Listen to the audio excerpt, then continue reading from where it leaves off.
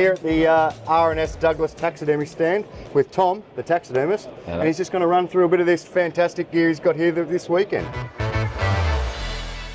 I personally have purchased this little fella. We don't know what we're going to name him yet, but he will get a name. Do you want to run me through what it is, Tom? So this is a copy of the English record roebuck, which is non-Bailey roebuck, scoring 221 CIC. That's another copy I made on a skull. And then Bruce asked me, could he have a big roebuck mount to take back home? So I gave him the biggest one I could do. You're also doing a bit of a taxidermy display, as in you are performing taxidermy at the show this weekend? Yeah, I'm doing live demos all weekend at the show, like I do every year. So doing a mount each day, so that should be good.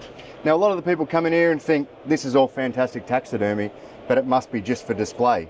Is it all for sale? Everything on the stand is for sale, unless it's already sold, like Bruce's one.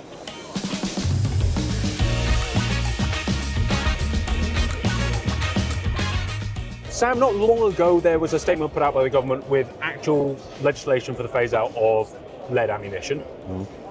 We've got 5 years from the point they put that in, which isn't quite yet. How are the cartridge companies feeling about that? So we started with the Hydra wad, which we've introduced throughout our steel game range, which is which is fantastic. We've had great feedback, in a 32 gram 4, 3, and even a 3-inch and 20 gauge as well now, which has gone down really well.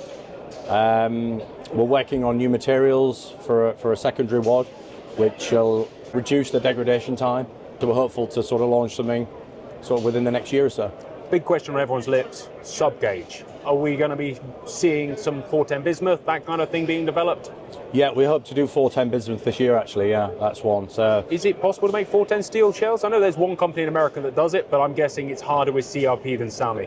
It would be, yes, it'd be tricky to find a payload that would suit the quarry or the clay pigeon for that, but we'll be starting with bismuth and then we'll go from there really, but it'll be good, yeah. Hopefully. 20 gauge, we've got two 20 gauge options as well. We've got a 70mm and a 76mm 20 gauge. So starting with the 12, sorting that out and then slowly bringing that down through 20, the lines. Yeah, 16 gauge too, so 16 gauge we're covered.